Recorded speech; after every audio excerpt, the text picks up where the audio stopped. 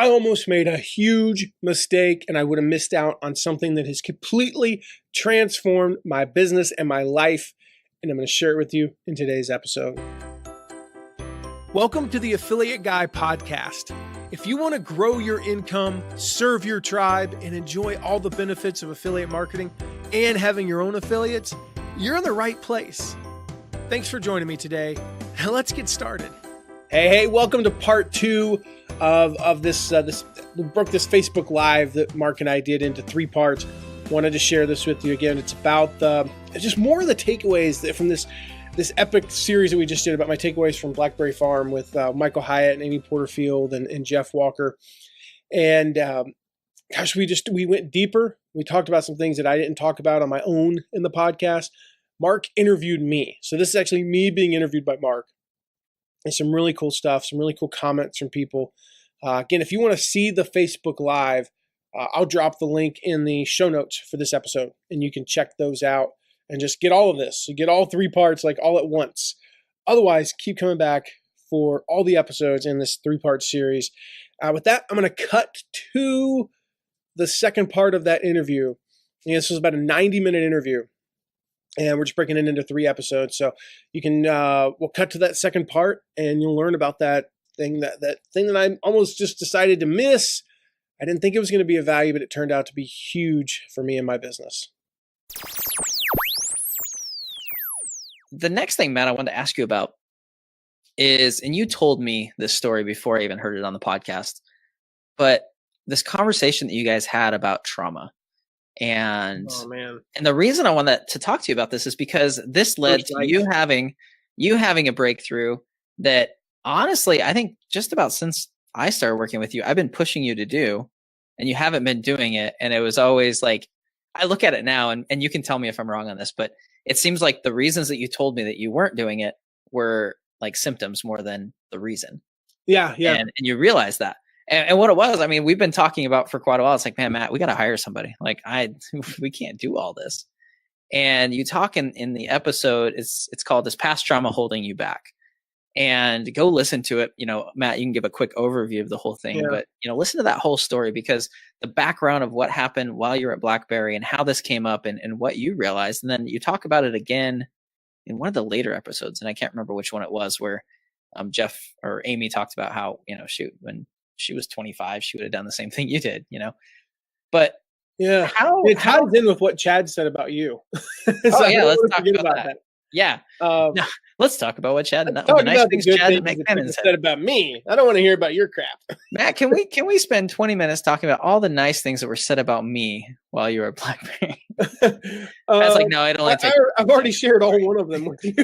It'll only take 15 seconds. Don't worry. Okay, so this was the first night. And again, if you guys have listened to the episode, or if you haven't, so some of this will be new. Some of this will be like a little bit of a refresher, but make sure you guys go listen to all 12 episodes. Mark will drop the link. So we're sitting there the first night, and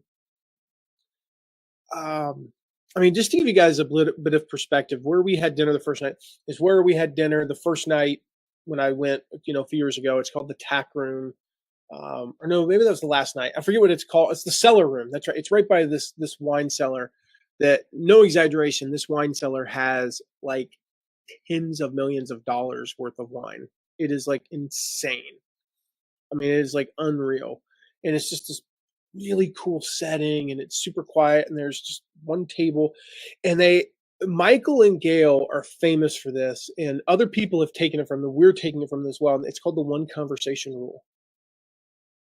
And so what they will do is they'll go around, and everyone will, there'll be a question, and everybody will say something. And then we might talk about it, but we're all talking about that one conversation. If when you get a table with anything more than about 8 people, what inevitably happens? 4 people have one conversation, 4 people have another. 6 people are 4, 4, and 4. And then the worst part is when there's 10 and it's like 2 and 2 on either side, and you're in the middle and you do this. Don't you play conversation ping pong? And I hate being that person. Or just like stare at the person across from you. It's like, which conversation do we listen to? Yeah, and so you get like these bits and pieces. I know you guys have been there, right? You've been there in life. So this one conversation rule. And so we go around and we share kind of like a big win from the past year. And Megan, she's talked about this publicly. In fact, she talked about it on their most recent podcast that she did with her dad, Michael Hyatt. Megan talked about how she told this story about how, like 20 years ago, something like that, she had this experience where a friend was supposed to speak and had like something go wrong, and she ran off stage or ran to the bathroom, and Megan went with her, and it was a traumatic experience, and she's been terrified of speaking. And I'm talking like this visceral, like fear, like an abject fear. Not, oh, I might embarrass myself and I'm a little bit nervous. I've experienced that. Right. It's like 17, 18 years ago, I ran, when I ran for office a couple of times, I remember my routine was about a half hour before we went on stage, I took a shot of Pepto-Bismol. And I knew people who half hour before they went on stage took a shot of whiskey, but I didn't. I took Pepto-Bismol to settle my stomach, and eventually I just got used to it, and it was easy. But she talked about this pain, this fear of speaking, and how it had held her back. And what it was the trauma from when she was younger was coming back to haunt her and to hold her back. And I went, and it hit me the next day at lunch. It didn't hit me that night. And I went, holy crap. What's holding me back is trauma from more than 10 years ago. So the story is, when I was 25, we started, actually I was 24. We started a company with $5,000, and it was the prototypical startup, and we grew, and we grew, and we grew, and we grew. I was 20, maybe not even 27 yet. I was 26 and a half, 27, something in that area. We had 50 employees.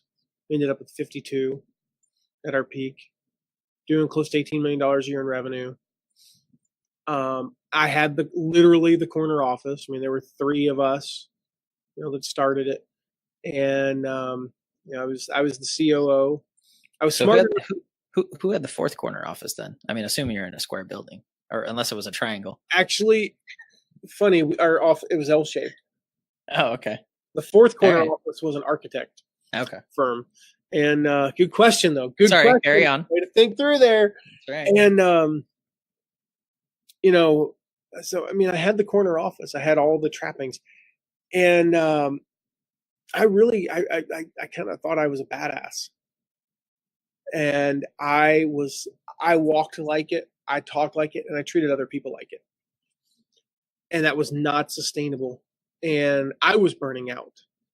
And I knew that I was a terrible leader, but I really didn't know how to fix it. I didn't know how to do it.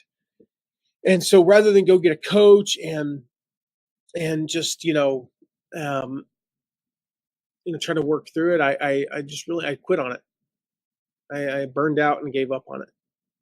And then, long story short is that I knew that I was a terrible leader, and I was scared now when I'm in a position to scale more rapidly and to bring on people. I was scared. It was just flat out, I was scared. And so I let that hold me back. And being there, like acknowledging that's the thing about any type of fear. You can't get through a fear if you don't even know what it is. Yeah. Like a lot of times we have fears. We don't actually know that we have a fear. We don't know that that's the thing. It's just that we think, oh, whatever, I want to have a small company. That was the story I told. The funny thing about any type of fear is you can make up a story that basically insulates you from that fear. It insulates you. You can make up a story. So my story is, I want to stay small. I've had a big company. I didn't really like it. I loved it. I just sucked at it.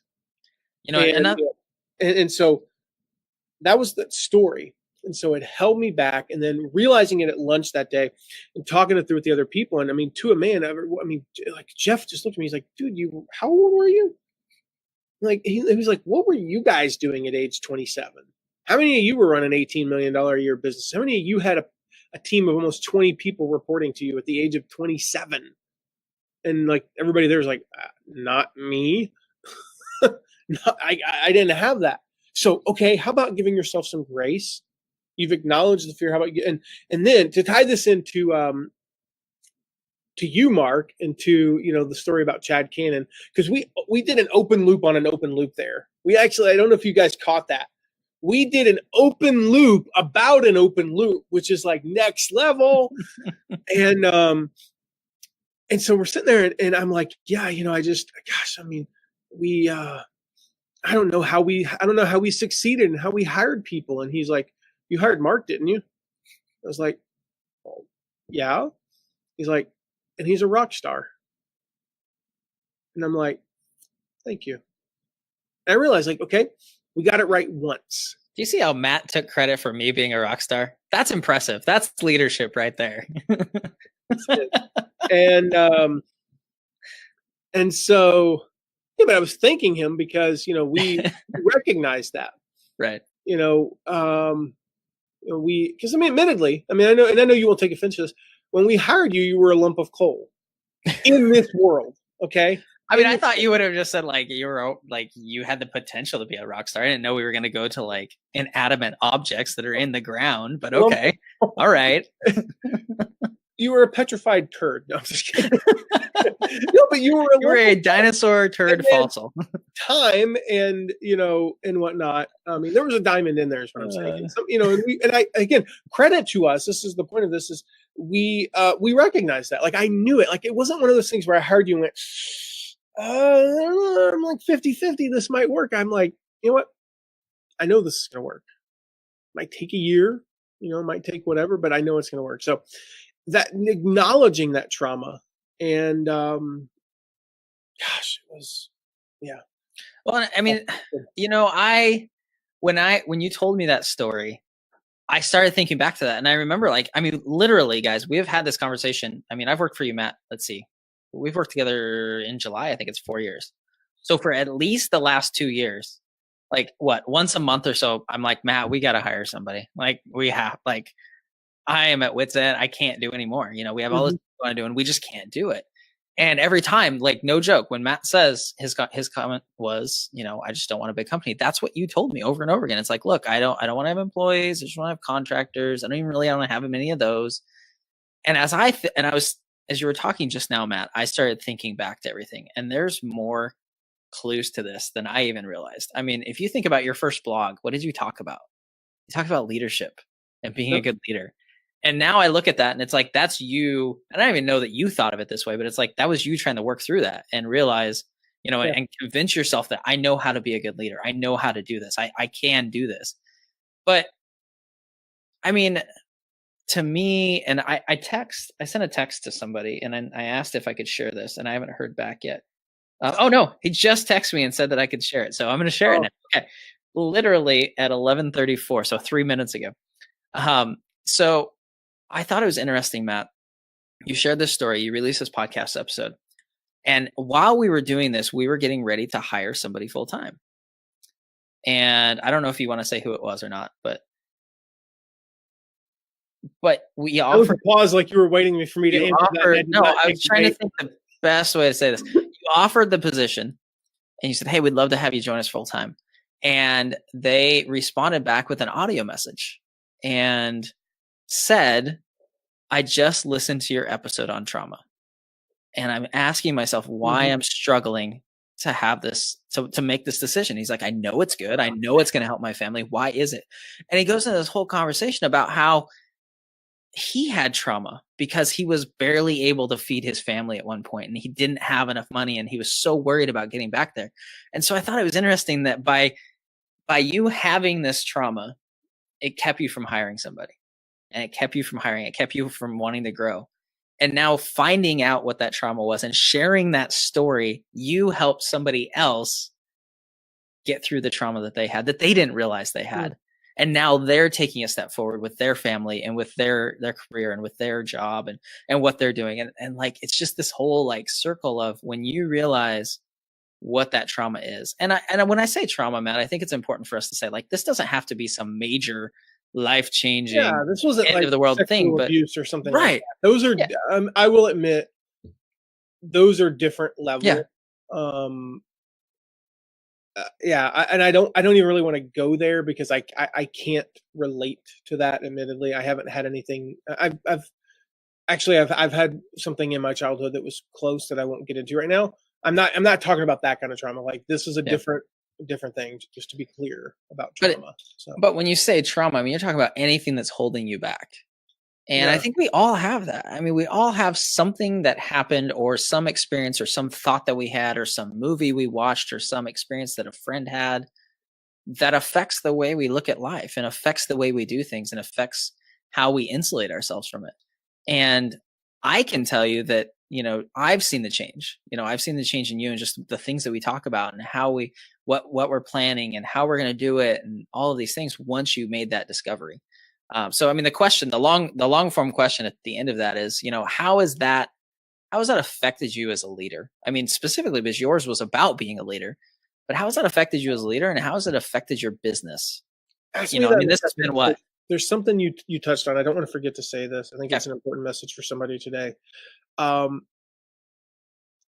what you just said about Robbie, who is will be coming onto our team, and that audio message, and I'm not. Someday maybe I'll get a chance to play that audio message. We'll have to ask him. He said he said how an episode that I recorded helped him in such a profound way. And I don't say that to brag. I say that to say that everyone has a message like that. It's really just a matter of sharing it. And Mark, I know you won't forget it, but what Carrie, oh my gosh, what is her last name? Not Green. Gosh, you know who I'm thinking of? Spoke at Tribe years ago. I mean, she's from Texas. We know each other. Just can't think of her last name. Overburner? What? No, not it's a female. Oh, Barefoot, the Barefoot executive. Oh my gosh, why can I not think of her last name? I know who you're talking about. I can't think of it. Yeah. Yeah, isn't that crazy that I can't? It'll come to us.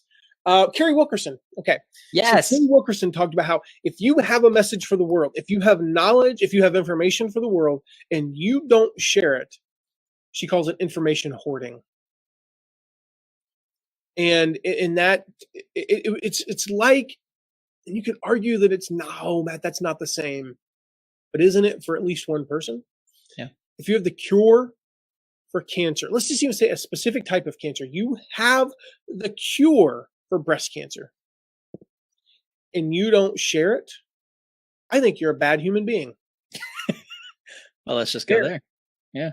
That you're hoarding this cure, like because well, there's risk, there's this, and I don't know, whatever, and so I shared that, and then it helped somebody else in that amazing way who now, like he said in the message, essentially, that podcast episode that, for the record, again, in case you think it's a technology thing, because I know so many people do, I recorded on a smartphone with the windscreen over the thing just to keep around some of the background information or background noise. And I was gonna say, I think the background information was actually important in that podcast episode, just so you know. I recorded this podcast episode, just me talking into a smartphone, uploaded to a thing. We pay $5 a month. Actually, pay 15. Sorry, $15 a month for hosting. You don't need to pay 15. You can pay 5. We pay 15 because we get advanced stats. You don't need those. So for $5 and a smartphone and 20 minutes of my time, we changed a family tree. Because you have a dad now that will get to stay home and work and be with his family more. You have a dad now who does not have to go to work when somebody else says to go to work. I'll tell him when to go to work sometime. There are times of the year, roughly 8 weeks out of the year, where you kind of have to be available. But for the most part, Mark knows this. Hey, I'm going to leave today from 1 to 5. Do you care? Nope. I'm going to send an email to you tonight. Okay. Don't care. There are times that I can be doing a Facebook Live on the other side of the state because my daughter's at a horse show. There you go.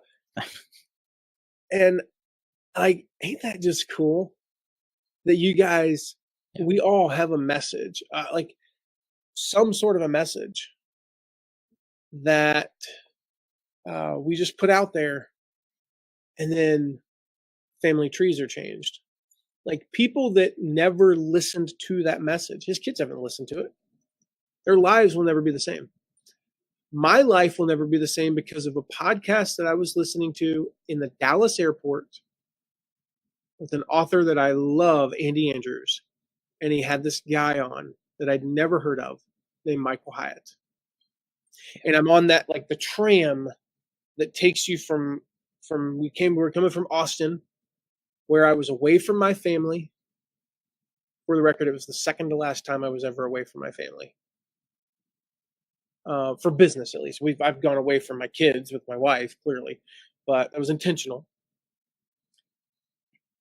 I'm flew in from Austin to Dallas. I'm in the little tram that's taking me to the next concourse, and I'm listening to this guy named Michael Hyatt talk about this book called Platform.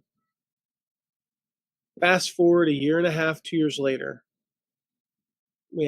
I get to hire Mark, which I know completely changed his family. Mark shared his story, working like 70 hours a week, and he went to an office every day, 5 days a week. But that was after traveling a bunch and being away from but he worked when somebody else. That was after having a really crappy job. Yeah. Yeah. And so not only did we change his, but even just in our family, that like a year and a half, fast forward a year and a half, 2 years later, my kids don't know what it's like. Actually, my daughter does, vaguely. She doesn't remember it, I don't think. They don't know what it's like for me not to work from home. They don't know what it's like for me not to be there 357 days out of the year when they wake up. Mm-hmm. They don't know what it's like for me to completely miss their bedtime, other than probably 5 times a year. Well, actually 15 times a year, probably with travel, with Tara and I leaving and stuff, which parents should do that, by the way. They don't know what it's like. They don't know what it's like to not be able to see daddy all day. They don't know what it's like for me. I'm not bragging, I've never missed a soccer practice. I've never missed a soccer game. I've never missed just about anything of any consequence. I've never even missed a haircut for our son. I missed one of our daughters.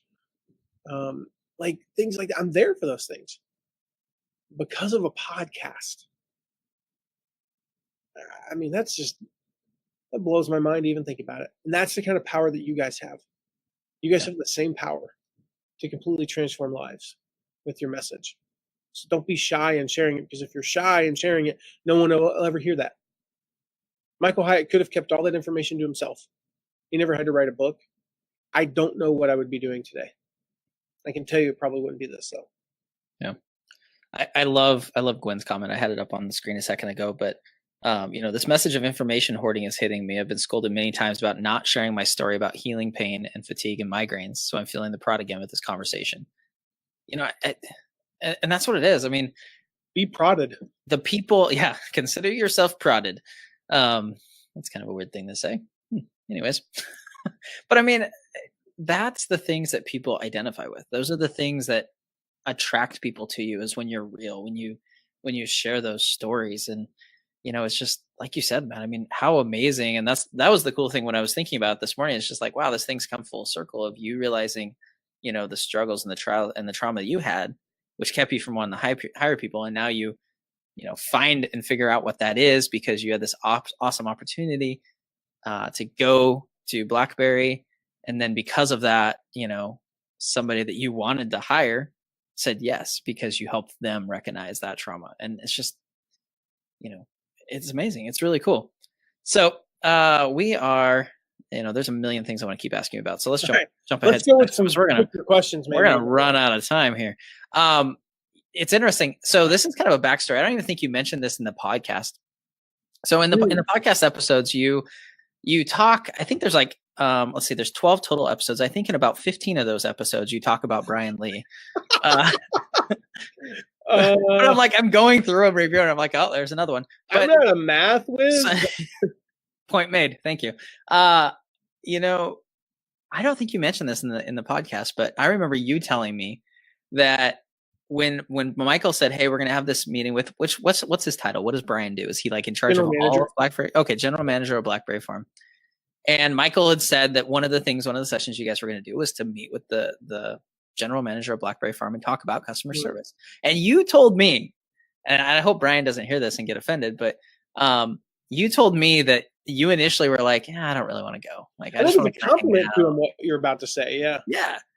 And so Matt tells me, he's like, yeah, I really didn't want to go. Honestly, like I wanted to just I don't know if you want to hang out at the cottage or go for a walk. I don't know what you want to do. But let me tell the back. So this is Blackberry Farm. It's a getaway. I'm with my wife, Tara. We have amazing opportunities to, enjoy just the scenery and relax and be completely pampered. I mean, you don't we didn't do anything. Like, it's one of those places. I mean, literally they will do everything for you. Yeah. And you got all these opportunities. And I grew up in the hospitality industry. Like I said, my dad ran golf courses. My stepmother for years, worked in the hotel business, high-end resorts. I know the hospitality industry. What could I possibly learn from this guy? And do I really want to take 2 hours to sit there and listen to a dude talk about customer service? Like, I got this down. I know customer service. I didn't know customer service. And so here's the only reason I went, because I was going to skip out of it. I was going to politely say, we were going to schedule something like a massage or, something. Well, then they kind of like forced our hand, because they scheduled the mastermind, the 2-hour mastermind with all of us right before that. So it wasn't like I could be like, yeah, we're going to have a late lunch. You just had lunch. We're going to eat more. We're going to stay here and eat dessert. I'm going to skip this for dessert. That's an insult. But the night before, when Michael mentioned it, Amy Porterfield goes, I'm so excited about this. I can't wait. And I'm like, I look at Tara and I'm like, I guess we have to go. I don't know if you guys if that mic picked it up. I'm like, yeah, we kind of have to. Right. And so I'm like, oh, whatever. So we went, and it was like the kid, like Tara was dragging me by the ear, like, you will go to listen, Brian Lee, like you will go to your auntie's house. And you will like it. And you will have fun. But we get there, and even like we're just meeting with the general manager, right? It's around a pond with a fire pit going. They've got everything you could possibly want: hot chocolate, coffee, bottled on the seats. They've got these beautiful rocking chairs with blankets. It's a beautiful day. The sun's shining. The scenery is amazing. They've got waters where they've got like cookies and there's something about, I don't drink coffee. I drink tea. Blackberry Farm coffee is like the only coffee on earth I'll drink anymore. I refuse to drink Starbucks. Starbucks is like swill compared to Blackberry Farm coffee. I don't know what they do. So I'm like, I drank like 4 cups of coffee just because it tastes good. Then I'm like running laps around the pond. We were going streaking. No, I didn't do that. But like, I was just hyped up, right? But we get there and I'm like, it's a customer service session, and dang, look how they're serving us.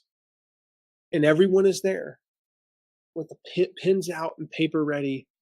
And I'm observing, these legends going,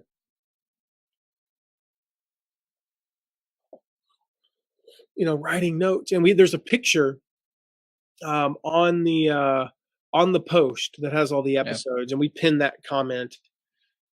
It's like, and it shows Jeff and some of the others kind of down the line. I think Megan took it, and it's just this, and it shows you like how people are listening and taking notes. And gosh, so as far as number one, so hold on, takeaway, I haven't even asked you that yet. Quit looking at the doc. Okay, jeez.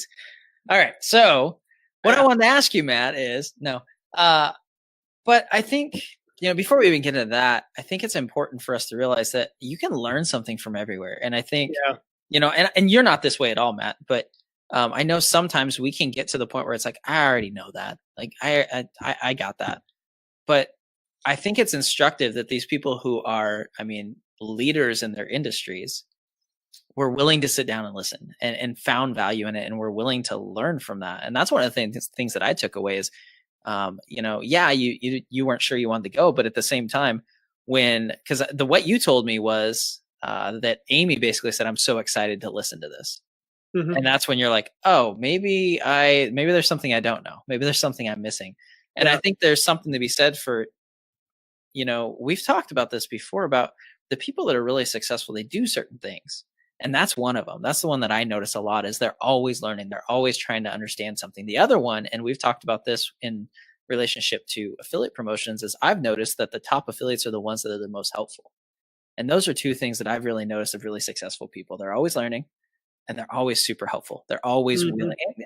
I know there's always the outlier, but by and large, the people that are very successful want to learn. They're willing to learn from anybody. They don't walk into a room and say, "Oh, Matt's business not nearly as big as mine, so I can't learn anything." But they're willing to learn from everybody, and they're always willing to help. So, with that in mind, I mean, like I said, in 15 of the 12 episodes, you talked about Brian Lee in this session you had. And so, what was the number one takeaway? I mean, you shared a ton of them, but now that you've had the benefit. Thank you so much for listening today. Remember to check out all of our deep dives into affiliate marketing at theaffiliateguy.tv. And if you have a question, you can ask it at asktheaffiliateguy.com. Who knows? Might end up being featured on this podcast.